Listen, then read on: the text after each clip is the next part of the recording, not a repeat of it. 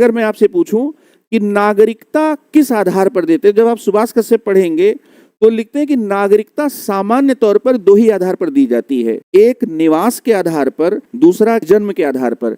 तो कुछ देश ऐसे हैं जो केवल जन्म के आधार पर नागरिकता देते हैं, जैसे खाड़ी के कुछ देश हैं जिनका जन्म हुआ है उन्हीं को नागरिकता मिलेगी, चाहे कितना भी निवास कर ले नागरिकता नहीं मिलेगी।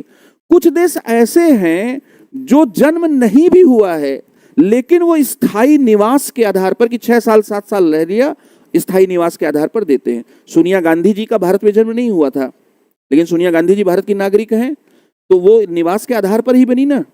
इसका मतलब जो 5 आधार है नागरिकता के, उसमें आप देखेंगे कि बाई बर्थ होता है, बाई डिसेंट होता है, वंश परंपरा के आधार पर होता है, पंजीकरण के आधार पर होता है, देशीकरण के आधार पर होता है, और इसके साथ ही राज्य क्षेत्र के समावेशन के आधार पर होता है। लेकिन इन दोनों में आधार क्या है? दो ही आधार हैं, जन्म और निवास। और निवास स्थायी निवास होना चाहिए, डोमिसाइल क्या होना चाहिए।